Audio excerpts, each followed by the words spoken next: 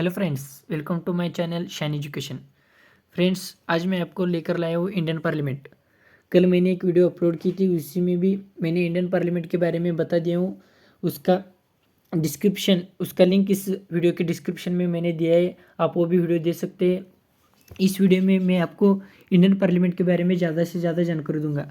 तो फ्रेंड्स, ये आपके लिए यूज़फुल रहेगा। यूपीएससी में, स्टेट्स पब्लिक सर्विस कमीशन में, जो भी आप कॉम्पिटेटिव एग्जामिनेशन तैयारी के लिए उसमें पॉलिटिकल क्वेश्चन बहुत आते हैं, तो आप please watch this video. Friends, आज मैं आपको बताने वाला हूँ जो मेंबर ऑफ पार्लियामेंट होता है उसका क्वालिफिकेशन क्या है, वो कैसा डिसक्वालिफिकेशन क्या है, उसका क्राइटेरिया क्या है, उनका सैलरी क्या है, वो वोट किसके सामने लेते हैं, उसके बारे में मैं आपको आज इन्फॉर्मेशन दूंगा। पहला क्वालिफिकेशन, अगर आपको मेंबर ऑफ पार्लियामेंट बनना है, मतलब राज्यसभा या लोकसभा किसी का भी आपको मेंबर ऑफ पार्लियामेंट बनना है, तो पहला कंडीशन है कि कॉन्स्टिट्यूशन में दिया है कि he must be citizen of India, मतलब आपको इंडिया का नागरिक होना चाहिए। सेकेंड ऑप्शन है, जब इलेक्शन कमीशन अप होता है उसके सामने आपको ओथ लेना पड़ता है, क्या करके, to bear true faith and allegiance to the constitution of India. Second है, to uphold the sovereignty and integrity of India. Third point है क्वालिफिकेशन के लिए, अगर आपको राज्यसभा का मेंबर ऑफ पार्लियामेंट होना है तो आपका मिनिमम एज होना है 30। अगर इन केस ऑफ लोकसभा आपका एज होना चाहिए मिनिमम 25। और चौथा कंडीशन है क्वालिफिकेशन के लिए, वो पार्लियामेंट प्रिस्क्राइब कर सकती है। इसी के हिसाब से पार्लियामेंट ने कुछ कंडीशन डाले है क्वालिफिकेशन के लिए, और रिप्रेजेंटेशन ऑफ पीपल एक्ट 1951 में है। उसमें क्या है, अगर आपको लोकसभा राज्यसभा का मेंबर बनना है तो आपको पूरे इंडिया में किसी भी जगह आपका नाम होना चाहिए वोटर आई में। इलेक्ट्रिकल जो रजिस्ट्रेशन होता है ना वोटर आई में, उसका आपका नाम होना चाहिए। और सेकंड कंडीशन है कि अगर सीट रिजर्व है तो आप शेड्यूल कास्ट और शेड्यूल ट्राइब का होना चाहिए, दूसरा कास्ट नहीं चलेगा।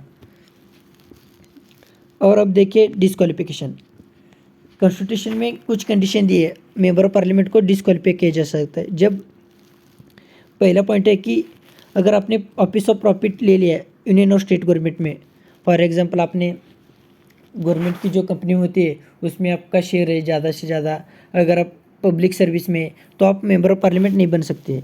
सेकेंड है कि पीजन ऑफ अनसाउंड माइंड, मतलब आपका माइंड अच्छा नहीं है, एक कोर्ट ने डिक्लेयर किया तब आपको डिस्क्वालीफाई किया जा सकता है।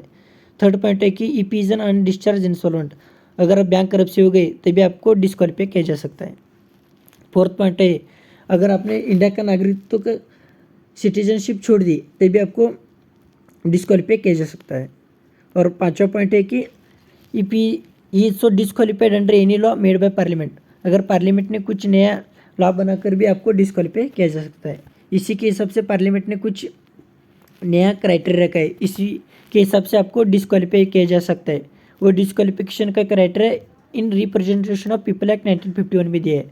उसमें पहला पॉइंट है कि he must not have been found guilty of certain election offence और corrupt practice in the election. Corruption में आपका नाम आ गया, करप्शन में आप गिल्टी हो गए, तब आपको डिस्क्वालीफाई किया जा सकता है। सेकेंड पॉइंट है कि अगर आपको इम्प्रीजमेंट हो गया 2 और मोर ईयर के लिए, तभी आपको डिस्क्वालिफिकेशन किया जा सकता है। अगर इलेक्शन लेते समय आपने जो एक्सपेंस किए उसी के बारे में आपने इन्फॉर्मेशन नहीं दी इलेक्शन कमीशन को, तभी आपको डिस्क्वालिफिकेशन किया जा सकता है। फोर्थ पॉइंट है कि जो सोशल इविल से अनटचेबिलिटी, डाउरी सिटी, उसका आपने प्रैक्टिस किया तभी भी आपको डिस्क्वालिफिकेशन किया जा सकता है। और ये डिस्क्वालिफिकेशन है ये कौन कर सकता है, इसका मेन जो है वो प्रेसिडेंट ही डिस्क्वालिफिकेशन किया करता है। और वो किसका सुन के करता है, तो इलेक्शन कमीशन जो प्रेसिडेंट को एडवाइस देता है वो सुन के वो डिस्क्वालिफिकेशन कर देगा।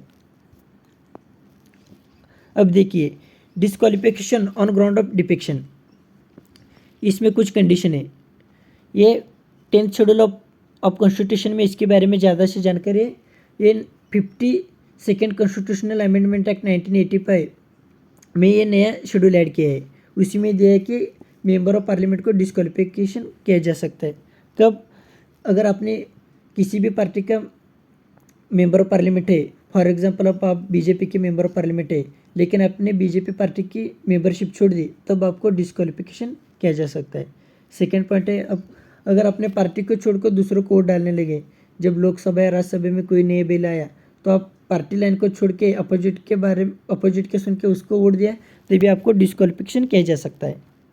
थर्ड पॉइंट है, if any independent elected member join any political party, अगर आप निष्पक्ष होकर किसी भी चुनाव लड़ा, किसी भी पार्टी इंडिपेंडेंट पार्टी अगर अपने पॉलिटिकल पार्टी ज्वाइन की तभी आपको डिस्क्वालिफिकेशन किया जा सकता है। फोर्थ पॉइंट है, if any nominated member joins any political party after the expire of 6 month, अगर आपको नॉमिनेशन किया है, नॉमिनेशन कौन करता है, प्रेसिडेंट करता है टोलो मेंबर राज्यसभा के लिए, इसका मैंने के लिए आपको बता दिया था। अगर वो नॉमिनेटेड मेंबर किसी भी पॉलिटिकल पार्टी को ज्वाइन किया आफ्टर 6 मंथ तो भी आपको डिस्क्वालिफिकेशन किया जा सकता है। और ये डिस्क्वालिफिकेशन कौन कर सकता है, इन केस ऑफ लोकसभा जो स्पीकर होता है वो करता है, इन केस ऑफ राज्यसभा जो राज्यसभा का चेयरमैन होता है वो डिस्क्वालिफिकेशन करता है। अब जब आप मेंबर ऑफ पार्लियामेंट हो गए तो आपको वोट लेना पड़ता है। वो किसके सामने लेते हैं, प्रेसिडेंट, और वो किसी आदमी को अपॉइंट करता है, उसके सामने आप पे वोट लेते हैं। उस वक्त में क्या स्वेयर्स करना पड़ता है आपको, to bear a true faith and allegiance to the constitution of India, to uphold the sovereignty and integrity of India and to faithfully discharge the duty upon which he is about to enter. ये हुआ vote. अब देखिए salary and allowance, जो member of parliament होते हैं राज्यसभा और लोकसभा, उसका salary कौन डिसाइड करता है, वो खुद ही पार्लियामेंट ही डिसाइड करता है। ओरिजिनल कॉन्स्टिट्यूशन में पेंशन के बारे में कोई प्रोविज़न नहीं थी, लेकिन पार्लियामेंट ने बिल पास करके पेंशन बिल पास दिया। अब सभी मेंबर ऑफ पार्लियामेंट को पेंशन भी आती है और सैलरी भी आती है। थैंक यू फ्रेंड्स, कैसा लगा मेरा वीडियो, प्लीज़ शेयर कीजिए, लाइक कीजिए, सब्सक्राइब कीजिए शाइन एजुकेशन को, और इस बेल आइकन को प्रेस कीजिए। जब मैं नए वीडियो अपलोड करूँगा तो आपको नोटिफिकेशन मिल जाएगा। Thank you friends, thank you.